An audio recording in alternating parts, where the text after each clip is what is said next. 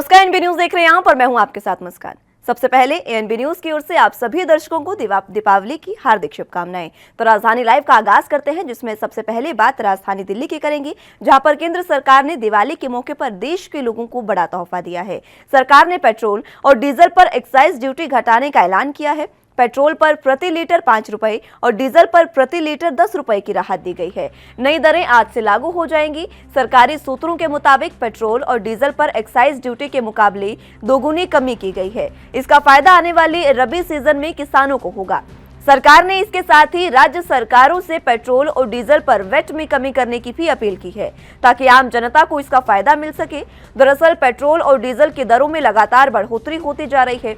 Petrol के साथ ही diesel की बढ़ती कीमत की वजह से माल भाड़ा भी लगातार बढ़ रहा है और इसी वजह से हर वस्तु महंगी होती जा रही है। सरकार के इस फैसले से आम लोगों को बड़ी राहत मिलने की उम्मीद है। गुरुवार को देश में पेट्रोल की दरें 110 के करीब पहुंच चुकी हैं और डीजल भी 100 रुपए प्रति लीटर के आसपास है। आपको बता दें कि इससे पहले पेट्रोल की कीमत में लगातार 7 दिनों से और डीजल की कीमत में लगातार पिछले 6 दिनों से 35 से 35 पैसे की बढ़ोतरी हो रही थी। सरकारी तेल कंपनियों ने मंगलवार को भी पेट्रोल के दाम में 35 पैसे की बढ़ोतरी की थी, जबकि डीजल की कीमत में कोई बदलाव नहीं किया गया था। अब दिल्ली में बुधवार को पेट्रोल प्रति लीटर 110.4 रुपए और डीजल की कीमत 98.42 रुपए प्रति लीटर थी। तो लगातार सेस और वैट तो स्थिर था, लेकिन जिस तरीके से अंतर्राष्ट्रीय तेल कंपनियां जो हैं वो पेट्रोल और डीजल की कीमतों में लगातार इजाफा कर रही थी, उसी को लेकर सरकार ने आम जनता को दीपावली का तोहफा दिया है और इसी तोहफे में सरकार ने एक्साइज ड्यूटी को कम कर दिया है। एक्साइज ड्यूटी घटने से कहीं ना कहीं बहुत ज्यादा पेट्रोल और डीजल के दामों में कमी भी आई है, जिसकी वजह से जनता को यहां पर सीधे तौर पर फायदा मिलता नजर आ रहा है। कहा जा सकता है कि जिस तरीके से लगातार महंगाई बढ़ रही है, इसी बढ़ती महंगाई के बीच जिस तरीके से सरकार ने ये पेट्रोल और डीजल पर एक्साइज ड्यूटी घटाई है, ये वाकई जनता के लिए दीपावली का एक बहुत बड़ा तोहफा है।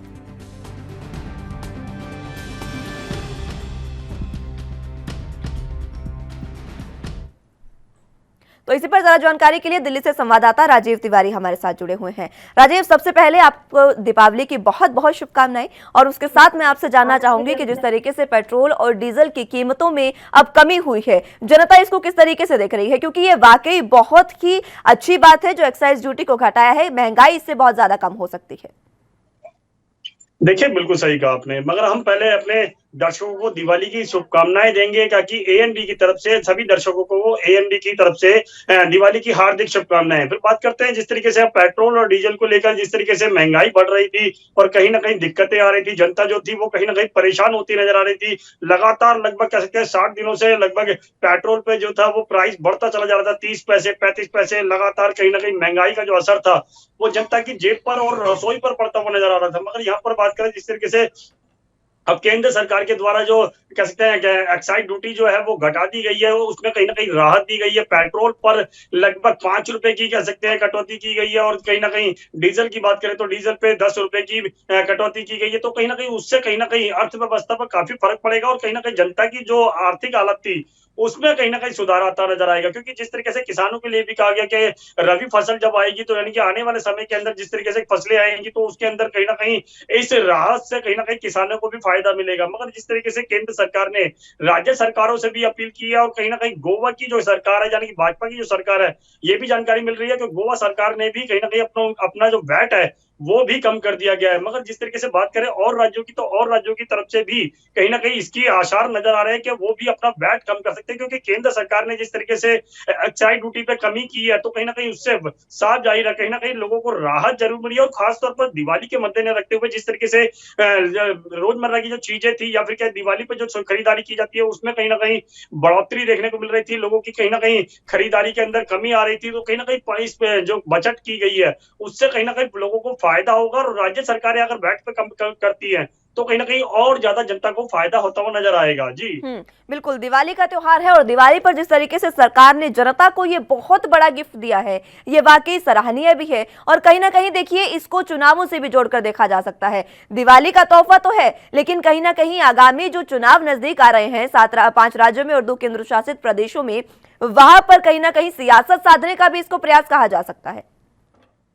देखिए, बिल्कुल सही कहा आपने। यहाँ पर बात करें जिस तरीके से केंद्र सरकार से बार-बार गुहार लगाई जा रही थी कि राज्य सरकारें भी पेट्रोल, डीज़ल को लेकर कहीं न कहीं दिक्कतें कर रही थी और कहीं न कहीं कह सकते हैं आवाज़ उठाई जा रही थी और जनता भी कहीं न कहीं इसी आवाज़ को कहीं न कहीं बुलंद करती हुई नज़र आ रही थी क्योंकि जिस तरीके से महँगाई बढ़ रही थी, यानी पेट्रोल, डीज़ल के जो सीधे-सीधे दाम कहें तो कहीं न कहीं अर्थव्यवस्था में पड़ते हैं, कहीं न कहीं माल भाड़े की बात करें तो वो दुगुना हो चुका था। जो रोज़मर्रा की चीज़ें हैं, सब्ज़ी हो गई, रसोई तेल हो गए या फिर और रसोई और जो-जो चीज़ें हैं, वो सभी चीज़ें महँगी हो चुकी थी। मगर जिस तरीके से अब कहीं न कहीं पेट्रोल पे ₹5 की राहत दी गई है और कहीं न कहीं डीज़ल पे भी ₹10 की राहत दी गई, तो उससे कहीं न कहीं जो माल भाड़ा है, वो सस्ता होगा और उससे कहीं न कहीं जो और ज़रूरत की चीज़ें हैं, चाहे वो रसोई गैस हो या फिर और चीज़ें हों, लगातार उनमें भी कटौती होगी और कहीं न कहीं उसका फ़ायदा कहीं न कहीं जनता को मिलता हुआ नज़र आएगा। मगर बात करें जिस तरीके से चुनावी मुद्दे की, तो कहीं न कहीं सरकार ने बिल्कुल 60 दिनों के अंदर कोई भी कदम नहीं उठाया था, मगर जिस तरीके से दिवाली नज़दीक आई और में 1 दिन पहले ही दिवाली से कहीं न कहीं घोषणा की जाती है कि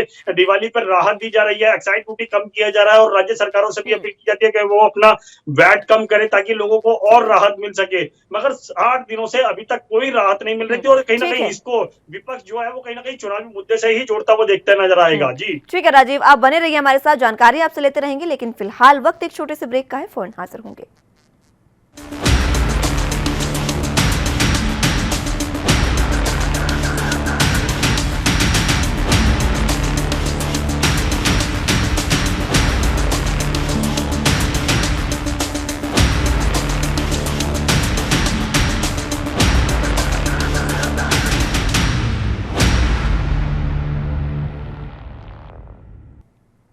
ब्रेक के बाद एक बार फिर से स्वागत है आप सभी का। तो जिस तरीके से पेट्रोल और डीजल पर एक्साइज ड्यूटी को घटाया गया है, उसी पर हम चर्चा कर रहे हैं। हमारे साथ राजीव तिवारी दिल्ली से संवाददाता मौजूद हैं। राजीव, फिलहाल जिस तरीके से हम बात कर रहे हैं पेट्रोल और डीजल पर एक्साइज ड्यूटी घटाने की, इसमें देखिए चुनावी मोड़ तो कहीं ना कहीं नजर आ रहा है, लेकिन ये कहा जा सकता है कि बेशक चुनावी मोड़ हो या फिर जनता को दीपावली का गिफ्ट हो, लेकिन भला जनता का हुआ है, ये सबसे बड़ी बात है।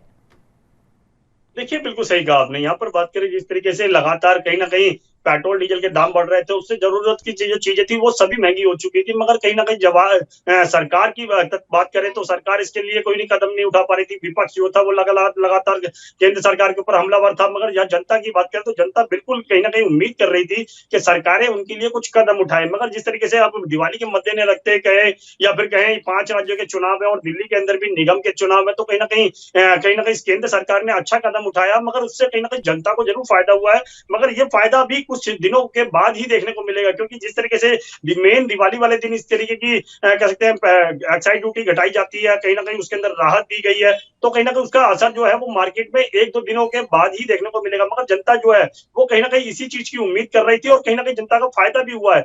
मगर देखना होगा कि अगर इसके अंदर राज्य सरकारें अगर वैट कम करती हैं, तो कहीं न कहीं जनता को जो और ज़्यादा फ़ायदा होगा, कहीं न कहीं और जो राहत मिलेगी, सबसे ज़्यादा राहत ज़रूरत की जो चीज़ें होंगी, चाहे वो रसोई गैस हो, तेल हो या फिर कहें दालें हों, इन चीज़ों पर जब असर पड़ेगा, तो कहीं न कहीं घर की जो रसोई है, उस पर सीधा-सीधा असर पड़ेगा और कहीं न कहीं वो राहत कहीं न कहीं साँस लेती हुई जनता नज़र आएगी और कहीं न कहीं जो लोगों के बिज़नेस नहीं थे, कह सकते हैं नौकरियाँ नहीं थी, तो कहीं न कहीं उनकी जो अर्थव्यवस्था थी, वो कहीं न कहीं थोड़ी बहुत पटरी पर आती नज़र आएगी। मगर कहीं न कहीं इस पे चुनावी स्टंट ज़रूर देखने को मिल रहा है क्योंकि मेन दिवाली से पहले और कहीं न कहीं चुनावों से पहले अगर केंद्र सरकार इस तरह के कदम उठाती है, तो साफ ज़ाहिर है कहीं न कहीं चुनावों से जोड़कर ही मुद्दा देखा जाएगा। मगर देखना होगा विपक्ष इस तरीके को अब किस तरीके से देखता है, मगर जनता का ज़रूर दिवाली के मद्देनज़र रखते हुए कहीं न कहीं फ़ायदा ज़रूर होता हुआ नज़र आ रहा है। जी।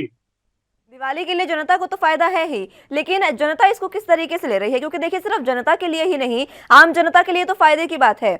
यहाँ पर जिस तरीके से प्रधानमंत्री नरेंद्र मोदी ने कहा था कि वो किसानों को भी दीपावली का गिफ्ट देंगे, ये किसानों को भी सबसे बड़ा गिफ्ट है, क्योंकि आगे जिस तरीके से धान जो भी फसलें होंगी, रबी की फसलें जब शुरुआत होंगी, तो उसमें किसानों को सबसे बड़ी यहाँ पर कह सकते हैं कि राहत मिल सकती है, क्योंकि पेट्रोल डीजल पर ही उनका तमाम जीवन जो है वो निर्भर करता है।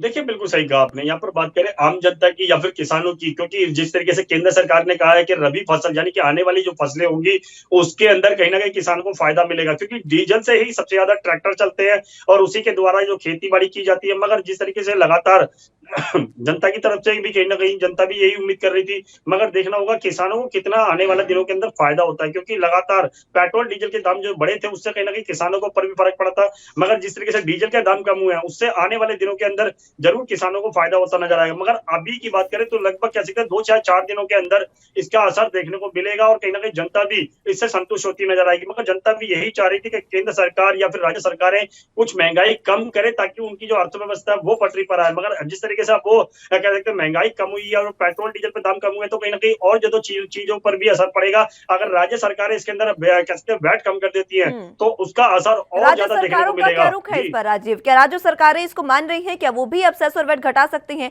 क्योंकि चाहे कांग्रेस की सरकार हो या फिर बीजेपी की सरकार, सभी यही कह रही थी कि अगर केंद्र सरकार ऐसा कोई कदम उठाती है तो उसे वो नजीर पेश होगा और उसके बाद जो बाकी राज्यों की सरकारें हैं वो ये कदम उठाएंगी। देखिए, बिल्कुल सही कहा आपने। अब यहाँ पर बात करें केंद्र सरकार की, तो केंद्र सरकार ने बिल्कुल कदम उठाया, तो कहीं न कहीं राज्य सरकारों को भी अब लगेगा कि जब केंद्र सरकार ने कदम उठाया, तो राज्य सरकारों को भी कदम उठाना चाहिए और इसी के लिए ये भी जानकारी मिल पा रही है कि गोवा की जो ठीक है, सरकार है, मैं यानी कि राजीव भाजपा। रोकना चाहूंगी आपको बुलेटिन में। यहाँ वक्त एक छोटे से ब्रेक का है, फौरन हाजिर होंगे।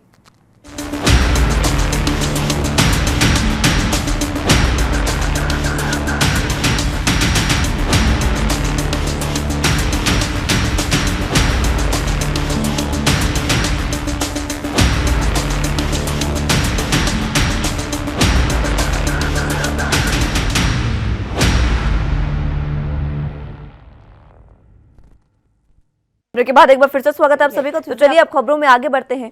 पूर्व मुख्यमंत्री और विपक्ष के नेता देवेंद्र फडणवीस ने दिवाली के बाद बम फोड़ने की चेतावनी दी थी, लेकिन फडणवीस के पहले ही अल्पसंख्यक कल्याण मंत्री नवाब मलिक ने धमाका करने की तैयारी कर ली है। आपको बता दें कि मलिक ने ट्विटर पर एक ट्वीट किया जिसमें दिवाली की शुभकामनाएं दी, लेकिन इस ट्वीट से लोगों की बेचैनी बढ़ गई है। लोग इस बात को लेकर उत्सुक हैं कि नवाब रविवार को किसका नकाब उतारेंगे।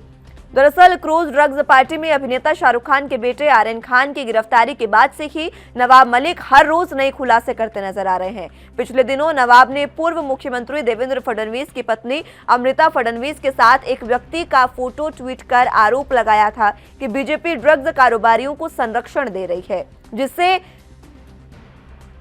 गुस्साए फडणवीस ने कहा था कि नवाब मलिक के संबंध अंडरवर्ल्ड डॉन से भी हैं।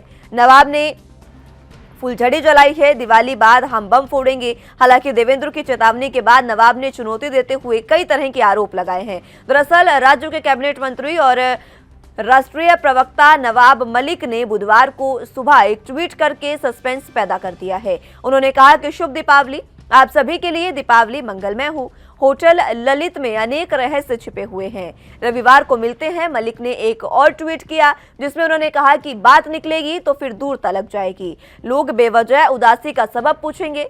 नवाब मलिक के ट्वीट से राजनीतिक हलकों में अब चर्चाओं का बाजार गर्म हो गया है और ये चर्चाएं आम हैं कि अब नवाब मलिक किसका नकाब उतारने वाले हैं और किसको बेनकाब करने वाले हैं।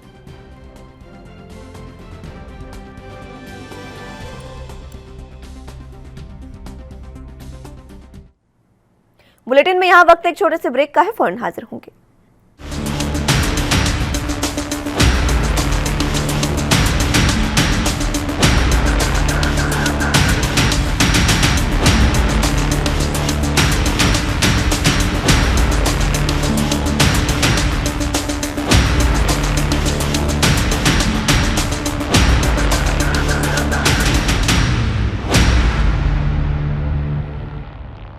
ब्रेक के बाद एक बार फिर से स्वागत है आप सभी का। तो एक बार फिर से बात मुंबई की करेंगे, जहां पर नवाब मलिक जल्द ही एक बम फोड़ने जा रहे हैं। रविवार को उन्होंने ऐलान किया है कि रविवार को वो एक बड़ा धमाका करेंगे। नवाब के ट्वीट से लगातार तमाम सियासी हलकों में चर्चाएं गर्म हो गई हैं, चर्चाएं तेज हो गई है। और इसी के साथ आपको बता दें कि देवेंद्र फडणवीस को लेकर उन्होंने ये बम फोड़ने की बात कही है। उन्होंने कहा कि होटल ललित में अनेक रहस्य छिपे हुए हैं, अगर बात उठेगी तो दूर तलक जाएगी। इस तरीके के ट्वीट नवाब मलिक ने किए और उनके इस ट्वीट के बाद लगातार सियासी हलकों में चर्चाएं गर्म है, चर्चाओं का बाजार गर्म है और लगातार हर कोई अब इसी बात से परेशान है या फिर इसी बात पर लगातार सोच बना रहा है कि आखिर ऐसा कौन सा जो बम है वो नवाब मलिक फोड़ने जा रहे हैं। उन्होंने कहा है कि दिवाली के बाद वो कोई बड़ा बम फोड़ने वाले हैं। आपको बता दें कि देवेंद्र फडणवीस ने भी इससे पहले कहा था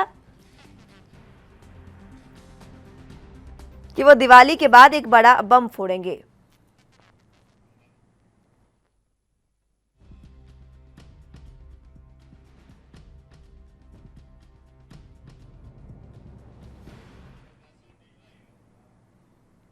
तो इसी पर ज्यादा जानकारी के लिए मुंबई से संवाददाता सत्यप्रकाश सोनी हमारे साथ जुड़ चुके हैं। सत्यप्रकाश, सबसे पहले आपको दीपावली की बहुत बहुत शुभकामनाएं, और उसके बाद मैं आपसे जानना चाहूंगी कि जिस तरीके से नवाब मलिक ने अब ये ट्वीट किया है, किस तरीके का बम वो फोड़ सकते हैं?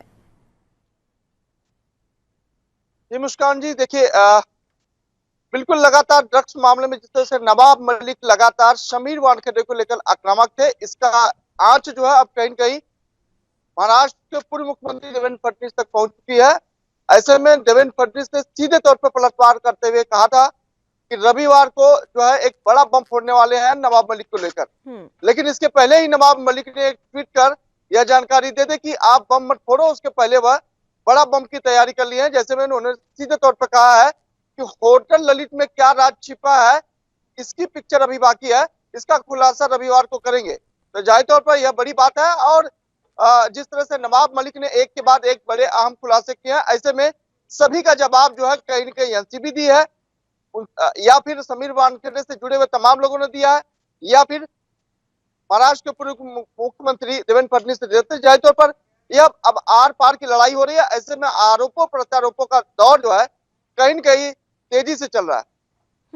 सत्यप्रकाश, जिस तरीके से ये बम फोड़ने की चेतावनी दी गई है, दोनों ही ओर से दिवाली के बाद कोई बड़ा धमाका करने की बात कही गई है। ललित होटल का जिक्र यहाँ पर नवाब मलिक ने किया है, उसमें क्या रहस्य होंगे वो तो अब नवाब मलिक ही बता सकते हैं। लेकिन आर्यन खान देखिए जेल से बाहर निकल गए हैं, बावजूद इसके सियासत जो है वो थम नहीं रही है। आर्यन खान पर वो जेल से बाहर आ गए हैं, अपने घर में सेफ हैं, लेकिन उसके बावजूद भी सीधे तौर पर सियासत यहाँ पर गर्माती जा रही है। और अब ये जो लड़ाई है वो कहीं ना कहीं देवेंद्र फडणवीस और नवाब मलिक के बीच की हो गई है। बिल्कुल, देखिए आर्यन खान ड्रग्स मामले के बाद से नवाब मलिक रोजाना एक नया ट्वीट करते हैं, और हर ट्वीट में एक नई जानकारियां शेयर करते हैं, खासकर विपक्ष को लेकर हमलावर है। पिछले दिनों नवाब मलिक ने एक तस्वीर शेयर की थी जिसमें देवेंद्र फडणवीस की पत्नी अमृता फडणवीस और एक ड्रग्स पेडलर जिसका नाम है जयदीप राणा। जयदीप राणा वही शख्स है जो ड्रग्स मामले में दिल्ली में गिरफ्तारी की गई थी, हालांकि अब जेल में है। इस जो है तस्वीर के बाद से अमृता फडणवीस ने खुद कहा था कि अगर नवाब मलिक अपनी हरकतों से बाज नहीं जाएंगे तो इसका करारा जवाब देंगे। लेकिन देवेंद्र फडणवीस ने सीधे तौर पर कहा था कि वह जो है नवाब मलिक के इस चैट का जवाब, इस ट्वीट का जवाब जरूर देंगे। किस तरह से लगातार नवाब मलिक बीजेपी को लेकर हमलावर है, खासकर देवेंद्र फडणवीस परिवार को लेकर हमलावर है। अब ऐसे में उन्होंने चेतावनी दी थी कि रविवार नवाब मलिक से जुड़े हुए तमाम दस्तावेजों का खुलासा कर देंगे, और किस तरह से नवाब मलिक का जो कनेक्शन है वो अंडरवर्ल्ड से है, इस बात को उन्होंने कहा था। जी सत्यप्रकाश, जिस तरीके से नवाब मलिक ने ये ट्वीट किया है, क्या उनके ट्वीट के बाद देवेंद्र फडणवीस की कोई प्रतिक्रिया सामने आई है? बिल्कुल, देखिए देवेंद्र फडणवीस ने सीधे तौर पर कहा कि नवाब मलिक क्या बम फोड़ने वाले हैं ये पता नहीं है, लेकिन रविवार को जो उनकी तैयारी है वो पूरी हो गई। फिलहाल वो कह रहे हैं कि बम कोई भी फोड़ो, लेकिन उसका जवाब अब जो है कहीं न कहीं बीजेपी देने के लिए तैयार है। न सिर्फ नवाब देवेंद्र फडणवीस से, बल्कि महाराष्ट्र के मुख्यमंत्री उद्धव ठाकरे ने भी सीधे तौर पर कह दिया कि अगर बम फोड़ना है तो पाकिस्तान में जाकर बम फोड़िए, राजनीतिक बम तो कभी भी फोड़े जा सकते हैं, उसके लिए समय का इंतजार क्यों। सत्यप्रकाश, देखिए अब ये जो लड़ाई है वो देवेंद्र फडणवीस और नवाब मलिक के बीच की हो गई है, तो सीधे तौर पर यहाँ पर एनसीपी से है नवाब मलिक, तो उनके साथ साथ यहाँ पर शिवसेना और कांग्रेस भी कहीं ना कहीं मैदान में उतरती नजर आ रही है। कांग्रेस और शिवसेना की ओर से किस तरीके के बयान नवाब मलिक की इस प्रतिक्रिया पर? देखिए, शिवसेना की तरफ से संजय राउत ने कमाल संभाली है। संजय राउत हर ट्वीट का जवाब देते हैं, हालांकि विपक्ष की तरफ से जब कोई ट्वीट आता है उसका जवाब जो है संजय राउत देते हैं। ऐसे में संजय राउत ने खुद जो है सीएम उद्धव ठाकरे का बचाव करते हुए और नवाब मलिक का बचाव करते हुए सीधे तौर पर ट्वीट किया है कि देर किस बात की है, अगर बम फोड़ना है तो फोड़िए, लेकिन धुएं मत उड़ाइए। तो जाहिर तौर पर जिस तरह से नवाब मलिक ने पिछले दिनों कहा कि उनकी पूरी तैयारियां हो चुकी है, हालांकि विपक्ष जो है फुलझड़ियां उड़ा रहा है, लेकिन असली बम फोड़ने का काम नवाब मलिक ही करेंगे। तो जाहिर तौर पर कहीं न कहीं आरोप और प्रत्यारोप का जो दौर है वो लगातार जारी है। एक के बाद एक ट्वीट किए जा रहा है, एक के बाद जिस तरह से नवाब मलिक ने पिछले दिनों लगातार एक के बाद एक 3 ट्वीट किया है, तीनों में जो है कहीं कहीं बीजेपी के नेता और पूर्व मुख्यमंत्री देवेंद्र फडणवीस को घेरा है। तो जाहिर तौर पर आने वाले समय में ललित होटल में क्या कुछ होने वाला है ये कहीं न कहीं बड़ा अहम बात होगी। बिल्कुल, ये अहम बात होगी सत्य प्रकाश कि क्या बम यहाँ पर नवाब मलिक फोड़ने वाले हैं। लेकिन मैं आपसे ये जानना चाहूंगी कि इसी मामले में अगर बात समीर वानखेड़े की ही करें, क्योंकि नवाब मलिक देखिए उन पर ही लगातार आरोप लगा रहे हैं, और जब समीर वानखेड़े पर आरोप लगाए गए तो उसके बाद जिस तरीके से यहाँ पर खुद पूर्व मुख्यमंत्री देवेंद्र फडणवीस मैदान में उतरे, उन्होंने कमान संभाली, इसी वजह से ये तमाम जो मामला है वो मुद्दा गर्माता जा रहा है। समीर वानखेड़े पर क्या एनसीबी की कार्रवाई अभी भी जारी है? बिल्कुल, देखिए समीर वानखेड़े से 4-4 घंटे 4 दिन तक पूछताछ की गई है। ऐसे में एसआईटी टीम गठित की गई है, वो लगातार पूछ कर रही, खुद एनसीबी भी पूछताछ कर रही है। इसके अलावा जिस तरह से नवाब मलिक ने समीर वानखेड़े को शुरुआती दौर में कहा था कि आर्यन खान की गिरफ्तारी फर्जी तरीके से की गई है, आर्यन के खान के पास ड्रग्स नहीं मिला था, उसके बाद भी उनकी गिरफ्तारी की गई है और जानबूझ कर जो है उनको इतने दिनों तक जेल में रखा गया। इसको लेकर लगातार आक्रामक रहे। इसके बीच में ही नवाब मलिक ने एक और ट्वीट कर दिया जिसमें साफ तौर पे बताया कि किस तरह से समीर वानखेड़े जो है 5 लाख की शर्ट पहनते हैं, 70,000 की पैंट पहनते हैं और 5 लाख की घड़ी पहनते हैं, तो जाहिर तौर भी अगर समीर वानखेड़े करप्ट नहीं होते तो इतनी महंगी चीजें कैसे पहन सकते। उसके जवाब में समीर वानखेड़े का पूरा परिवार उतरा। खुद क्रांति रेडेकर ने मीडिया से बात करते हुए बताया कि समीर वानखेड़े का दिमाग खराब हो गया, वो लगातार हमारे परिवार के ऊपर आक्रामक हो रहा है। उनकी बहन यास्मीन वानखेड़े भी आरोप लगाया कि समीर वानखेड़े मंद बुद्धि है, उनकी बातों में अगर कोई आता है तो जाहिर तौर पर उसका खुद दिमाग चकरा जाएगा। तो ऐसे तमाम आरोप जो है लगातार नवाब मलिक के ऊपर लग रहा है, लेकिन नवाब मलिक है कि रुकते ही नहीं, लगातार एक के बाद पिक्चर अभी बाकी है, ट्रेलर लॉन्च करते जा रहे हैं। बिल्कुल, ये जो तमाम चीजें हैं सत्य प्रकाश, आखिर ये कहाँ जाके रुकेंगी? क्योंकि देखिए नवाब मलिक पर बार बार यही आरोप लगता है कि नवाब मलिक जो ये तमाम चीजें कर रहे हैं वो कहीं ना कहीं खुद भी बौखलाए हुए हैं और अपनी बौखलाहट ही जहां पर जाहिर कर रहे हैं। क्योंकि जिस तरीके से उनके दामाद पर एनसीबी की कार्रवाई हुई, उनकी बेटी से सीडीआर उनका मांगा जा रहा है, क्या इसी वजह से वाकई नवाब मलिक बौखलाए हुए हैं और तमाम जो समीर वानखेड़े हैं उनकी निजता का हनन करते जा रहे हैं, या फिर पूर्व मुख्यमंत्री देवेंद्र फडणवीस उन पर भी आरोप प्रत्यारोप करते जा रहे हैं? देखिए मुस्कान जी, नवाब मलिक ने अब तक जितने ट्वीट किए हैं सारे साक्ष्य के आधार पर किए हैं, साक्ष्य उन्होंने दिया है। तो जाहिर तौर पर यह माना जा रहा है कि द ललित होटल में क्या राज छुपा है इसका भी साक्ष्य उनके पास होगा, क्योंकि उन्होंने सीधे तौर पर कहा है कि द ललित होटल में जो पार्टियां होती थी 15-15 करोड़ की पार्टियां होती थी। ऐसे में उस वक्त जो है देवेंद्र फडणवीस मुख्यमंत्री थे, तो जाहिर तौर पर इतनी महंगी पार्टी अगर होती है तो कहीं ना कहीं यह खेल जो है कहीं न कहीं महाराष्ट्र के मुख्यमंत्री देवेंद्र फडणवीस के इशारे पे हुई है। अब ऐसे में ये सवाल तो बनता ही है कि 15-15 करोड़ की अगर पार्टी होती है और 3-3 करोड़ उसमें जो है एंट्री फी रखी जाती है, तो जाहिर तौर पर सवाल बनता है कि आखिर ये पैसे कहां से आते थे और किसके इशारे पे सब हुआ है। तो ड्रग्स का जो खेल है वो कहीं न कहीं अब खुलने वाला है, क्योंकि नवाब मलिक ने सीधे तौर पर कहा है, लेकिन देवेंद्र फडणवीस ने जो इशारा किया है कि नवाब मलिक के जो है संबंध कहीं अंडरवर्ल्ड से है, ये किसी से बात छुपी नहीं है, क्योंकि लोग जानते हैं कि लगातार महाराष्ट्र के कई नेता जो है अंडरवर्ल्ड से कनेक्शन रखते हैं।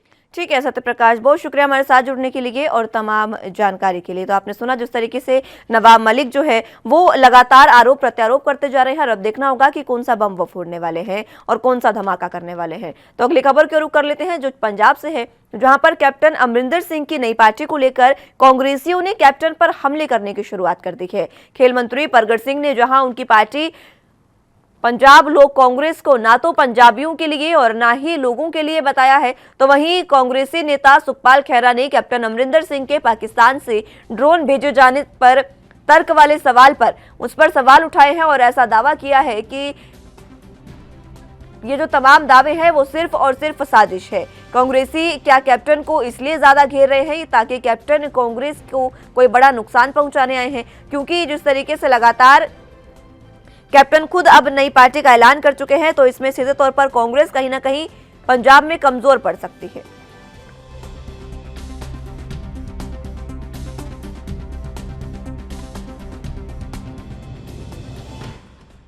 तो इसी पर जरा जानकारी के लिए हमारे साथ ब्यूरो चीफ कुलवीर दीवान जुड़ चुके हैं पंजाब से। कुलवीर जी, बहुत स्वागत है आपका एनबी न्यूज पर।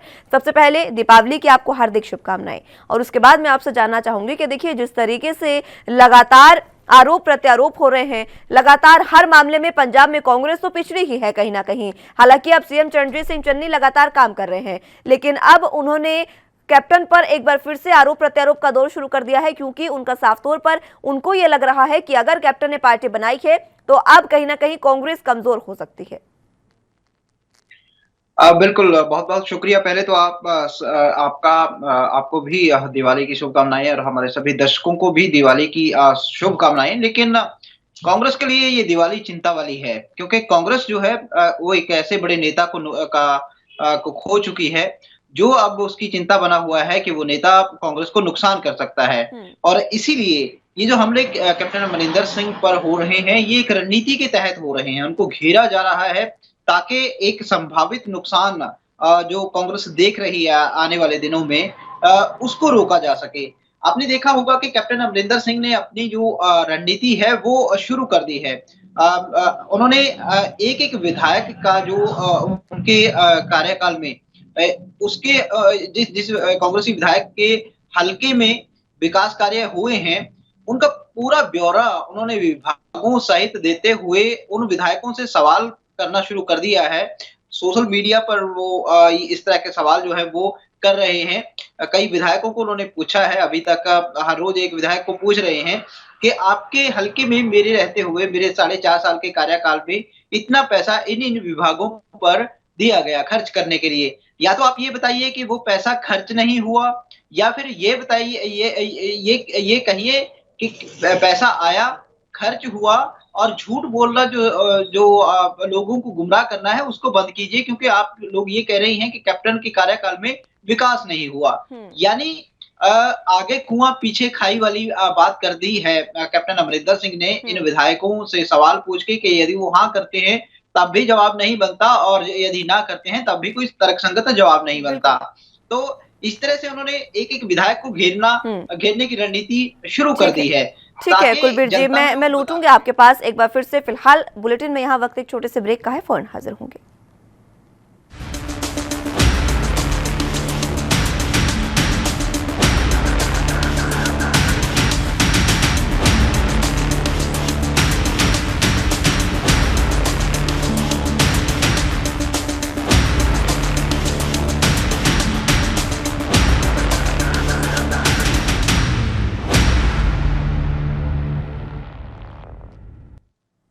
ब्रेक के बाद एक बार फिर से स्वागत है आप सभी का राजधानी लाइव में। तो हमारे साथ कुलबीर दीवान ब्यूरो चीफ पंजाब से जुड़े हुए हैं। कुलबीर जी, एक बार फिर से मैं आप ही के पास आना चाहूंगी। देखिए, जिस तरीके से पंजाब में फिलहाल सियासी हलचल मची हुई है, कैप्टन ने जैसे ही नई पार्टी का ऐलान किया है, और ये पहले से ही जाहिर था कि वो दिवाली के पास नई पार्टी का ऐलान करेंगे, और उन्होंने किया भी। अब इस नई पार्टी से कांग्रेस को क्या वाकई इतना खतरा है जितना कांग्रेस बौखला रही है?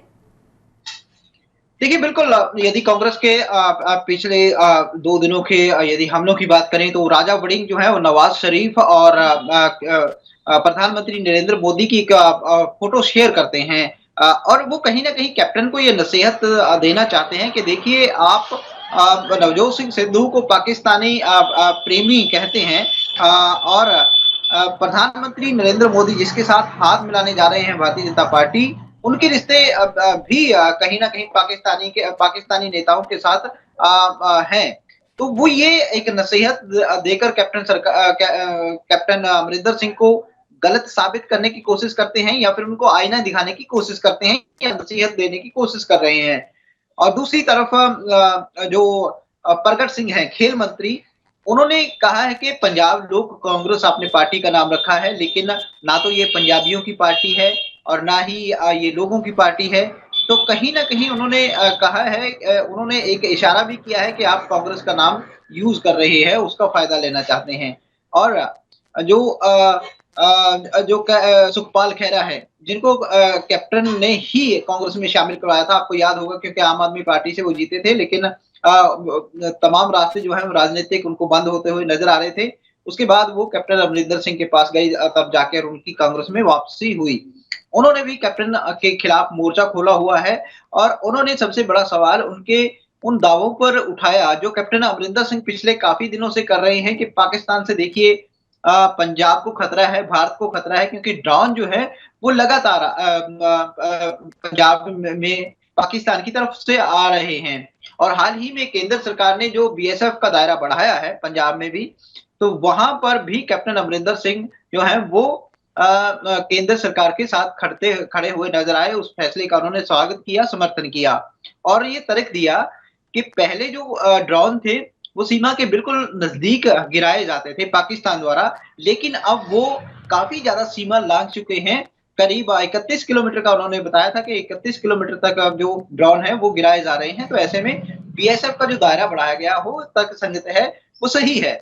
तो ऐसे में सुखपाल खैरा ने ये सवाल उठा दिए हैं कि ये एक साजिश है और कैप्टन के इस तरह के दावे झूठे हैं और ये पंजाब पर केंद्र सरकार का सीधे कहीं ना कहीं नियंत्रण करने की एक साजिश है। और उन्होंने कैप्टन अमरिंदर सिंह के इन दावों को ही खोखला और झूठा और साजिश करार दे दिया है। तो ऐसे में यदि पूरा कुल मिलाकर इसको देखा जाए तो कैप्टन अमरिंदर सिंह जिस भी रणनीति पर काम करते हैं या फिर जो भी बयानबाजी देते हैं उसको घेरा जा रहा है आजकल। वो इसीलिए घेरा जा रहा है ताकि जनता में उनका जो राजनीतिक कद है वो ना बढ़ने पाए, या फिर ये कहें कि उनके कद को छोटा करने की कोशिश की जा रही है, क्योंकि कांग्रेस जो है वो ये सोच रही है कि उसका नुकसान हो सकता है, क्योंकि कैप्टन अमरिंदर सिंह अभी तक कांग्रेस में थे और अब उनके जो नजदीकियां हैं वो कांग्रेस की सबसे विरोधी पार्टी जो है भारतीय जनता पार्टी, उसके साथ होने जा रही है हो रही है। तो ऐसे में कांग्रेस अपने नुकसान को रोकने के लिए चौतरफा हमले जो है वो कैप्टन अमरिंदर सिंह पर कर रही है। जी बिल्कुल। और देखिए, कांग्रेस जो है वो कैप्टन पर हमले तो करेगी ही, क्योंकि कांग्रेस को पूरे तरीके से खतरा है, क्योंकि विधानसभा चुनाव भी नजदीक है। और अगर बीजेपी जो है वो अगर कैप्टन अमरिंदर सिंह बीजेपी से गठबंधन करते हैं तो कहीं ना कहीं कैप्टन अपने आप में एक बड़ा चेहरा है, इसलिए कांग्रेस जो है वो कहीं ना कहीं बहुत ज्यादा कमजोर पड़ सकती है। अब कांग्रेस अपनी कमजोरी को छुपाने के लिए अंतरकलह पर मंथन नहीं हो रहा है, लेकिन कमजोरी को छुपाने के लिए इस तरीके के आरोप प्रत्यारोप किए जा रहे हैं। देखिए बिल्कुल, क्योंकि कांग्रेस का अपना घर सुरक्षित नहीं है और जैसे मैंने पहली लाइन में ही कहा था कि कांग्रेस के लिए दिवाली चिंता वाली है।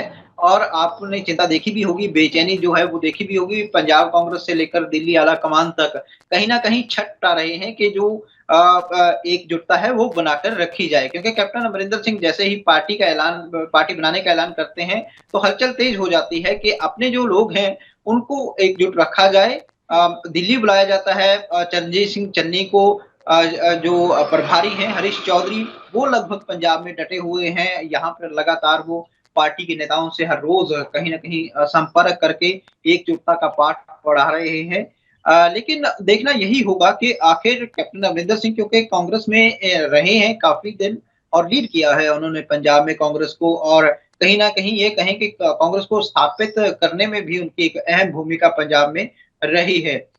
तो ऐसे में अब आगे क्या कांग्रेस को वो कोई नुकसान पहुंचा पाएंगे, क्या इस स्थिति में कैप्टन अमरिंदर सिंह इस वक्त हैं, ये देखना होगा। लेकिन इतना जरूर है कि वो नुकसान पहुंचाएं या ना पहुंचा पाए, लेकिन कांग्रेस की जो चिंता है वो अपनी जगह बनी हुई है और उसको वो बिल्कुल भी कोई रिस्क नहीं लेना चाहती। लिहाजा जो मीटिंगों का दौर है, संपर्क साधने का दौर है, वो लगातार जारी है, वो निरंतर जारी है। जी बिल्कुल, मीटिंगों का दौर भी जारी है और लगातार आरोप प्रत्यारोप भी हो रही है। अब लेकिन देखना होगा कि किस तरीके के जो समीकरण है वो आगामी विधानसभा चुनावों में बनेंगे। लेकिन कैप्टन की ओर क्या देखा जाए, कैप्टन ने पार्टी का ऐलान तो कर दिया है, लेकिन क्या वाकई ये ऐलान अभी इन्हीं विधानसभा चुनावों के लिए है, क्योंकि बीजेपी से गठबंधन का भी अभी तक कोई जिक्र नहीं हुआ है। देखिए, भारतीय जनता पार्टी के साथ उन्होंने शर्त रखी है कि किसानों का यदि समाधान होगा तो वो पार्टी का जो अपनी पार्टी है उसका समर्थन भारतीय जनता पार्टी को देंगे। लेकिन किसानों की समस्या का समर्थन होगा या नहीं होगा ये केंद्र सरकार पर डिपेंड करता है या फिर आने वाले हालातों पर डिपेंड करता है। लेकिन इतना जरूर है कि जिस तरह से अपनी नजदीकियां बता दी हैं उन्होंने, कैप्टन अमरिंदर सिंह ने, उससे निश्चित तौर पर एक बात तो ये कहा जा सकता है कि कैप्टन अमरिंदर जो है अपनी रणनीति को अब भारतीय जनता पार्टी की जो नीतियां हैं उन्हीं के अनुरूप आगे बढ़ाएंगे। हालांकि चुनौतियां बहुत हैं उनके सामने, क्योंकि आपने देखा होगा कि अमित शाह से वो मिलने जाते हैं और तमाम मीडिया में जो है वो बड़ी बड़ी सुर्खियां बनती है ये खबर कि अमित शाह से आज मुलाकात होगी। लेकिन अचानक कार्यक्रम जो है वो बदल जाता है, अमित शाह गुजरात चले जाते हैं, इस तरह की खबरें आती हैं और ये जो मुलाकात है अभी तक नहीं हो पाई। तो ऐसे में भारतीय जनता पार्टी क्या अब उतनी अहमियत दे रही है? क्या कहीं रीथिंक तो नहीं कर रही भारतीय जनता पार्टी के कैप्टन अमरिंदर सिंह के साथ मिलकर कहीं भारतीय जनता पार्टी को नुकसान तो नहीं होगा? इस तरह की मुझे लगता है कि इस तरह का एक मंथन जो है भारतीय जनता पार्टी में चल रहा है, क्योंकि अमित शाह से अभी तक उनकी मुलाकात नहीं हुई, करीब हफ्ते भर का समय जो है वो हो गया है और कैप्टन अमरिंदर सिंह वापस भी आ गए हैं। तो ऐसे में एक बड़ा ये कहें कि एक आशंकाओं का माहौल जो है, वो उलझन वाला माहौल जो है वो बना हुआ है, क्योंकि कैप्टन अमरिंदर सिंह पर ही सबसे ज्यादा हमले जो हैं वो किए जाते थे, चाहे वो भारतीय जनता पार्टी हो, चाहे वो श्रोमणी अकाली दल हो या फिर आम आदमी पार्टी हो। और उन पर हमले इसलिए किए जाते थे कि वो लीड कर रहे थे पंजाब में कांग्रेस को और मुख्यमंत्री थे। तो ऐसे में एक बड़ा मुश्किल हो जाता है इस तरह के हालातों को अपने काबू में करना और इस तरह के हालातों से फिर अपने अनुकूल राजनीति को आगे बढ़ाना। और जहां तक कांग्रेस का सवाल है, तो कांग्रेस में आपने देखा कि कैप्टन अमरिंदर सिंह जो है अभी तक अलग थलग पड़े हैं, वो चेहरे अभी तक सामने नहीं आए हैं जो कैप्टन का साथ दे सकते हैं। या तो ऐसे में एक आशंका बनी हुई है, एक उलझन बनी हुई है कि कैप्टन अमरिंदर सिंह के साथ आखिर कौन-कौन जाएगा या नहीं भी जाएगा, क्योंकि राजनीति है, मौका प्रस्ती की राजनीति है आजकल और हर कोई अपना नफा नुकसान सोचकर ही आगे कदम बढ़ाता है, आगे फैसले लेता है कि उसको किसके साथ जाना चाहिए और किसके साथ नहीं जाना चाहिए। जी ठीक है कुलबीर जी, बहुत बहुत शुक्रिया मेरे साथ जुड़ने के लिए और तमाम जानकारी के लिए।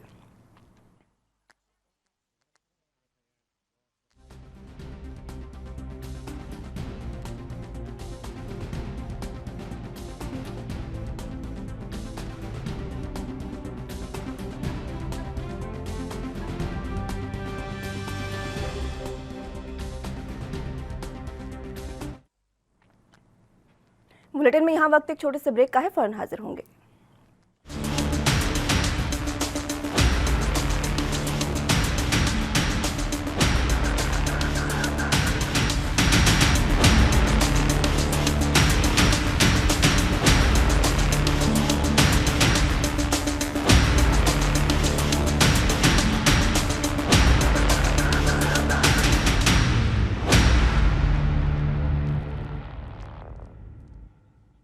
ब्रेक के बाद एक बार फिर से स्वागत है आप सभी का। तो रुक अगली अहम खबर की ओर कर लेते हैं।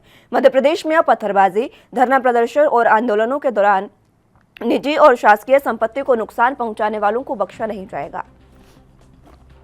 प्रदेश के गृह मंत्री डॉक्टर नरोत्तम मिश्रा ने मीडिया से बातचीत में ये बात कही। उन्होंने कहा कि ऐसे लोगों से निपटने के लिए मध्य प्रदेश सरकार निजी और लोक संपत्ति नुकसान निवारण और वसूली अधिनियम लेकर आ रही है। उन्होंने कहा कि निजी और लोक संपत्ति नुकसान निवारण और वसूली अधिनियम में क्लेम ट्रिब्यूनल के माध्यम से मौजूदा प्रावधानों को और सख्त किया जा रहा है। आपको बता दें कि गृह मंत्री दतिया पहुंचे थे, जहां पर उन्होंने ट्वीट किया कि मेल मिलाप और मुलाकातें लोगों के दुख दर्द और उनकी परेशानियां बांटने और उन्हें दूर करने का अवसर भी देती हैं। और आज दतिया निवास पर क्षेत्र से आए लोगों ने अपनी अपनी समस्याएं साझा की और इन समस्याओं का यथासंभव निराकरण किया जाएगा। दतिया में दीपावली मिलन समारोह कार्यक्रम में शामिल हुआ हूं। कार्यक्रम में पत्रकार बंधुओं से रूबरू होने का भी अवसर मिला। दतिया में अटारा के तालाब हनुमान मंदिर में पूजा अर्चना कर आशीर्वाद भी लिया। इस तरीके की जो बातें हैं वो गृह मंत्री नरोत्तम मिश्रा ने अपने ट्वीट में कही। पत्थरबाजी, धरना प्रदर्शन और आंदोलन करने वालों को अगर वो निजी संपत्ति को नुकसान पहुंचाते हैं तो उनके लिए सरकार एक नया कानून लेकर आ रही है।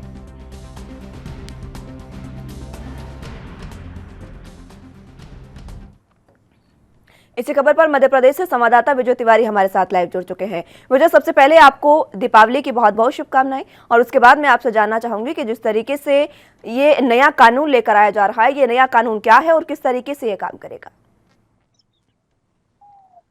मध्य प्रदेश के गृह मंत्री डॉक्टर नरोत्तम मिश्रा मीडिया से बातचीत के दौरान यह बात कही कि उन्होंने साफ तौर पर यह कहा कि अब जो पत्थरबाजी करते थे, धरना प्रदर्शन के दौरान सरकारी और निजी संपत्तियों को नुकसान पहुंचाते थे, आंदोलन जब करते थे तो पत्थरबाजी किया जाता था, तरह तरह से सरकारी और निजी संपत्तियों को नुकसान पहुंचाया जाता था।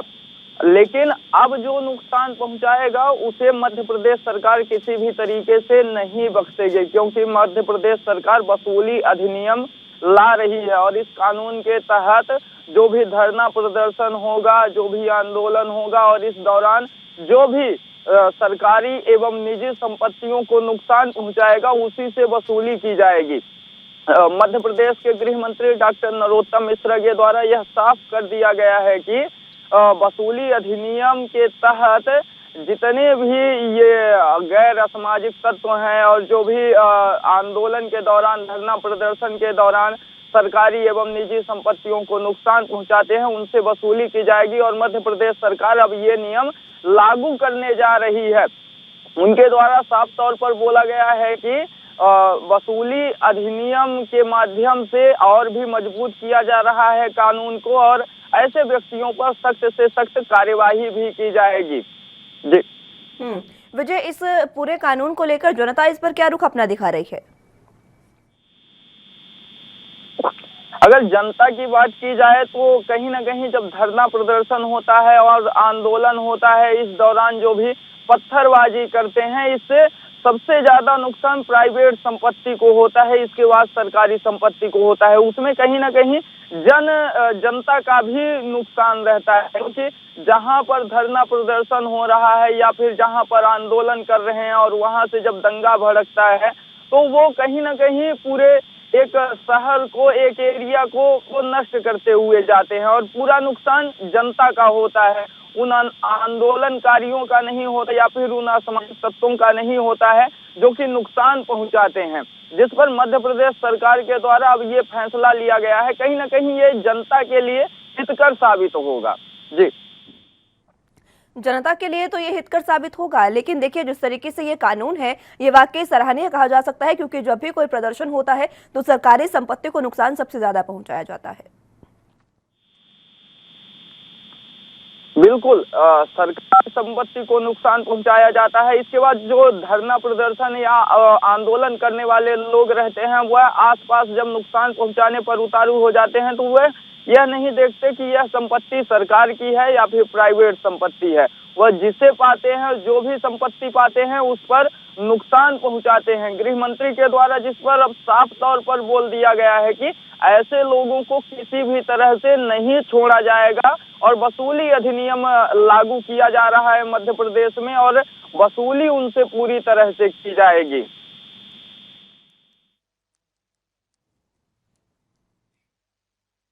विजय, देखिए वसूली उनसे की जाएगी, लेकिन इस वसूली पर जिस तरीके से सरकारी संपत्तियों का नुकसान पहुंचाया जाता है, अगर वसूली भी उनसे की जाएगी तो क्या वाकई इस सख्त कानून से जो आंदोलनकारी है वो इससे समझ पाएंगे और प्रशासन जो इन पर कानून लागू करने का सबसे ज्यादा जिम्मा रहता है, क्या वो इस कानून को सख्ती से लागू कर पाएंगे?